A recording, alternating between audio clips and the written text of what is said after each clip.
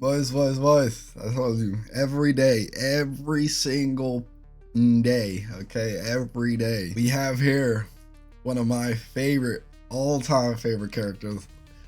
I mean, this dude is a complete beast. He's a machine. He's a demon. He's whatever you want to call him to make him sound even more badass than he already is. Could Wolverine survive the Terminator? And as you all know, I absolutely love Wolverine. There's so many things about Wolverine that just makes him so cool to me. I don't know, from his suits. Well, I could say, like, I don't really like his original suit, like his yellow and blue, you know, like that regular Deadpool and Wolverine outfit. Like, I don't like that suit. I like the X-Force suit where it's like black and gray, like, and he has the red eyes. That's the type of suit I want to see him in at all times, because that's how I see Wolverine all the time. It's just that absolute demon of a character, you know what I mean? So could Wolverine survive the Terminator? What do you guys think? Let me know down in the comments below before we start this. I'm thinking obviously, but then again, I think about Terminator and I think about the futuristic stuff that comes with Terminator and them having like dematerialization weapons or something like that. Like, you know what I mean? So I don't know. It depends on what type of Terminator he's talking about, but I'm gonna assume he's talking about just like the regular T-800, you know, Arnold Schwarzenegger Terminator, which he could easily just cut that thing's head off like easily, you know what I mean? So you still haven't let me know down in the comments below. What do you think? What do you think? Just say yes or no. Yes or no. We're not going to start this till you say yes or no. I'll sit here. I can sit here all day.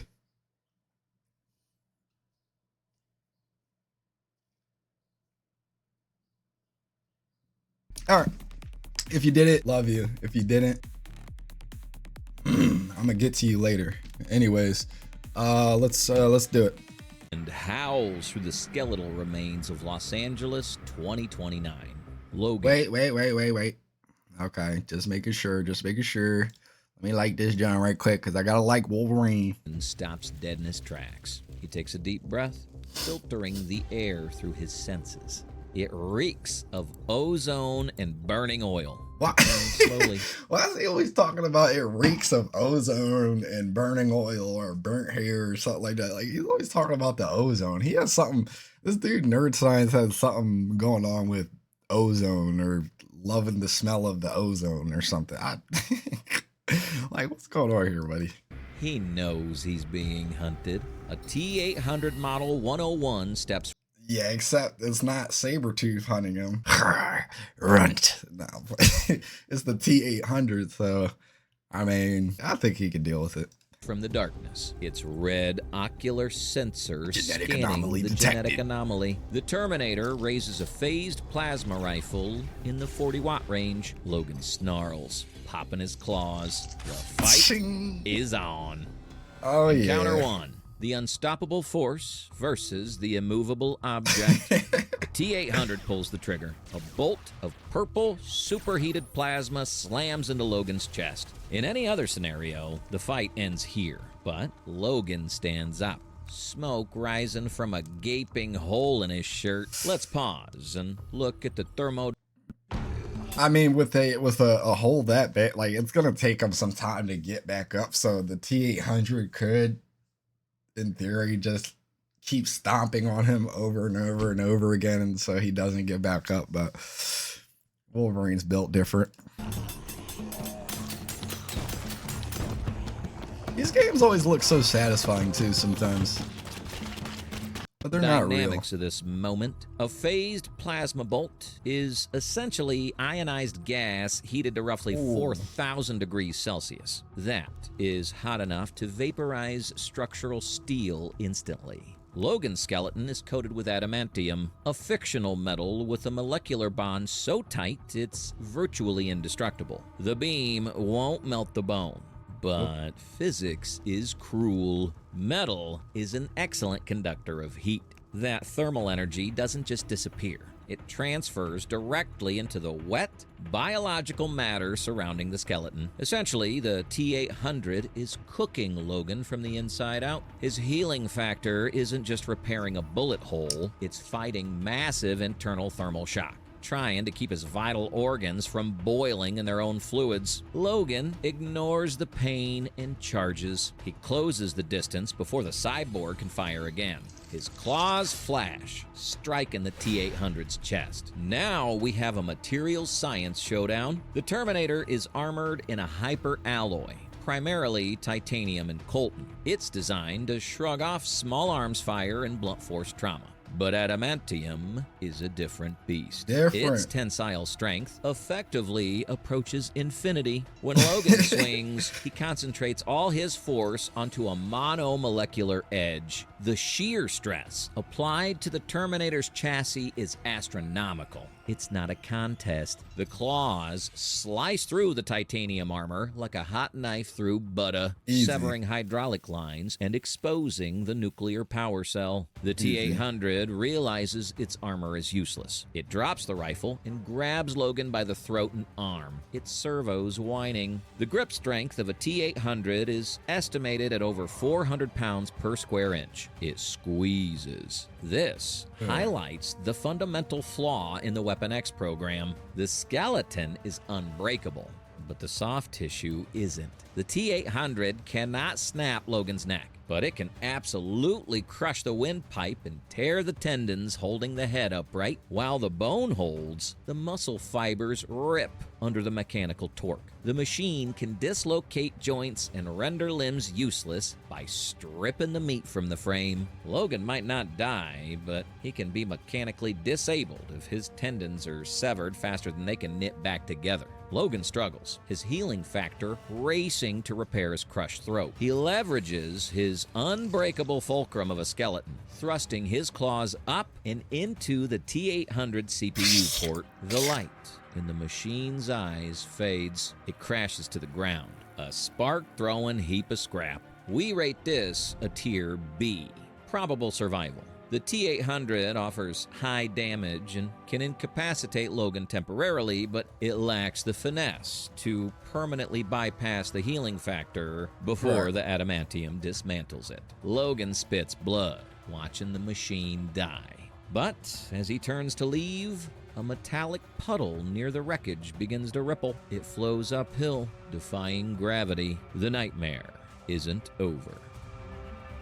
Okay, so Encounter 2. First off, like, he's easily taking out the T-800s, like those Terminators. He's easily ripping them apart. But I don't know about the new Terminators. Like, they're that liquid like substance or whatever that they're made out of, and they can like form at will and transform themselves into anything. Like, I don't know anything about that. So it's just gonna be a tough fight regardless of what kind of Terminator they throw at him. He's just going to be an unrelenting force, which is what he's known for. Unstoppable force. That's literally what he said in the beginning. Liquid metal and the suffocation risks.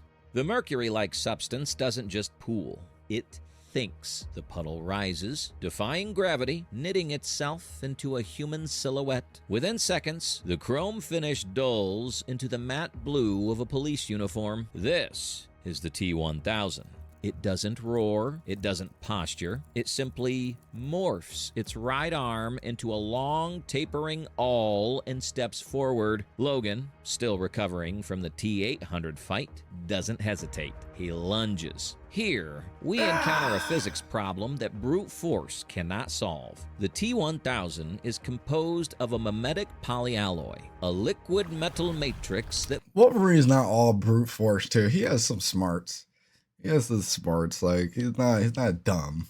Functions like a colony of nanomachines. To maintain a solid shape, like a human form or a stabbing blade, the T-1000 must expend energy to lock its molecular lattice. But to survive impacts, it does the opposite. It relaxes those bonds, becoming a non-Newtonian fluid that reacts to stress by flowing rather than breaking. Logan's claws slash through the T-1000's chest, intending to disembowel it. The result is nothing. The claws pass through the torso with zero resistance. exiting the other side clean. The wound seals itself instantly behind the blades. Why did this attack fail? It comes down to fluid dynamics and surface tension. When you strike a solid object, you are overcoming the tensile strength of the material to create a fracture. But when striking a liquid, you are fighting viscosity and drag. Since the T-1000 can voluntarily lower its viscosity to that of water, the adamantium claws, which are razor thin, have almost no surface area to generate drag.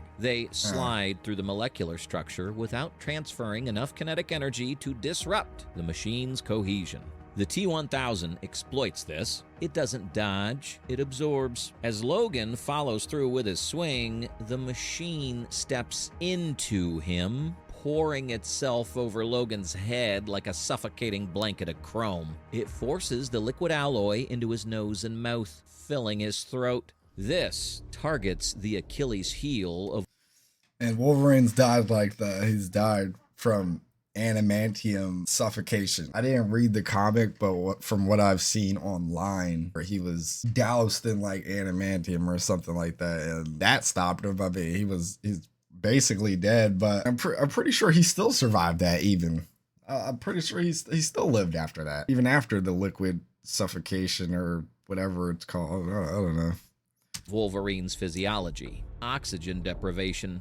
Wolverine's healing factor is a metabolic process. It requires massive amounts of energy to knit cells back together. For Logan, his healing factor can repair dying neurons, keeping him in a state of constant, agonizing resurrection. The T-1000 isn't trying to beat him physically. It's trying to switch him off chemically. Logan drops to his knees, clawing at his own face. The metal is inside him now, coating his alveoli, blocking gas exchange. His vision grays. The healing factor is now fighting a losing war, struggling to keep his brain alive. Encounter 3. Thermodynamics and the healing. But also at the same time, let's let's make it so that he's the Phoenix Force Wolverine or something like that, because then he's just gonna be a god, and he'll just one tap this thing into oblivion. Factor limit. Panic sets in. Since the T-800, since it's not only the T-800 and it's the T-1000, and we're adding all these different types of Terminators. Let's add like different types of Wolverines. They're all clapping these Terminator models. Fuck them. Like, you know what I mean? Like, they ain't doing shit to this dude. Not fear, pure biological alarm. Blindly, violently, he throws himself backward, slamming his own body and the liquid parasite clinging to him into a massive industrial conduit, instantly dropping the ambient temperature to nearly 200 degrees below zero. This brings us to the thermodynamics of the T-1000. While the machine is a technological marvel, it is still subject to the laws of phase changes. A mimetic polyalloy functions because its molecular chains can slide past one another freely. But as you remove thermal energy from the system, that molecular motion slows down. We aren't just making the metal cold.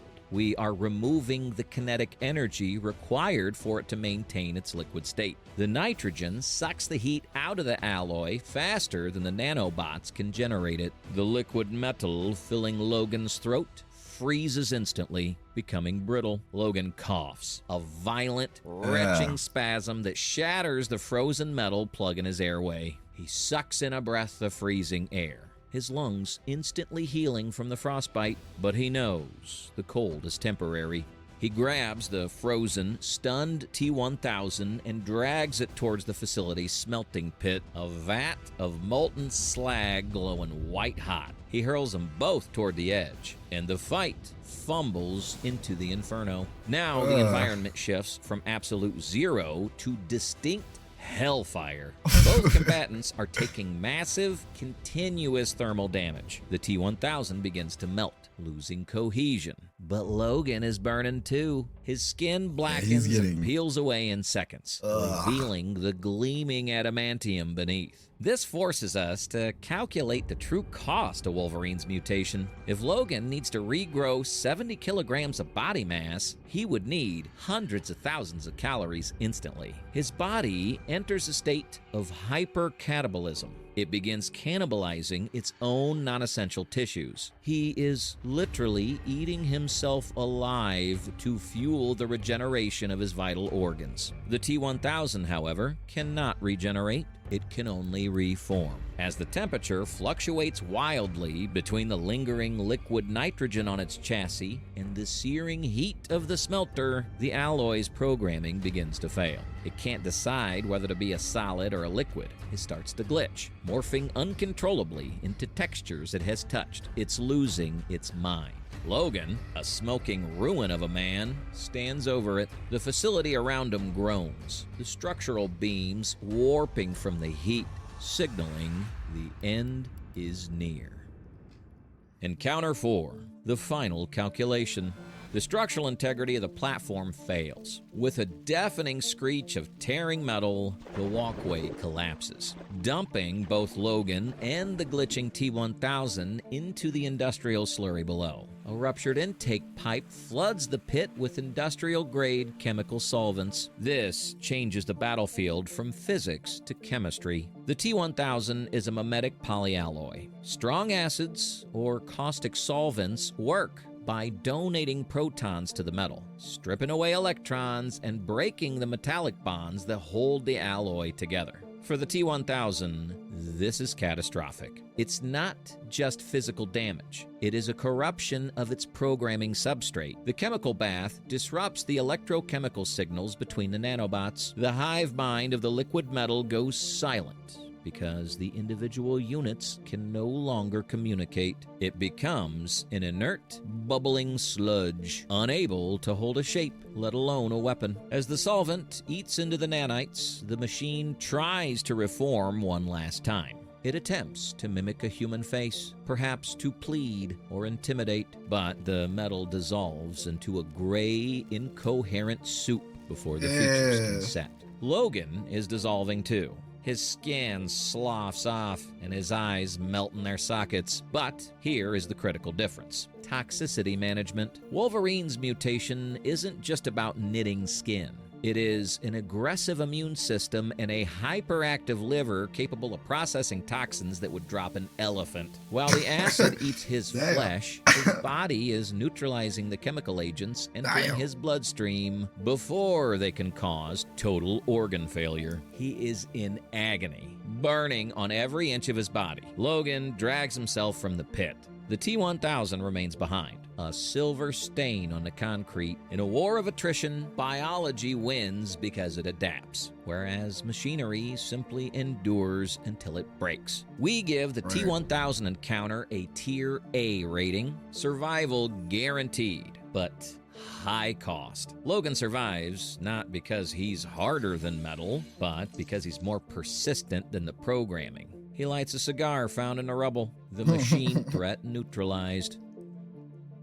Machine threat neutralized. Logan limps away. The T-800 chassis crushing under his boot. The T-1000, a frozen puddle behind him. While the machines have superior strength and durability, the biological imperative to heal overrides the mechanical limitation of wear and tear. Evolution simply outlasted the algorithm. If you think Skynet should have sent the TX instead to handle the Wolverine, let us know in the comments. Subscribe for more battle breakdown.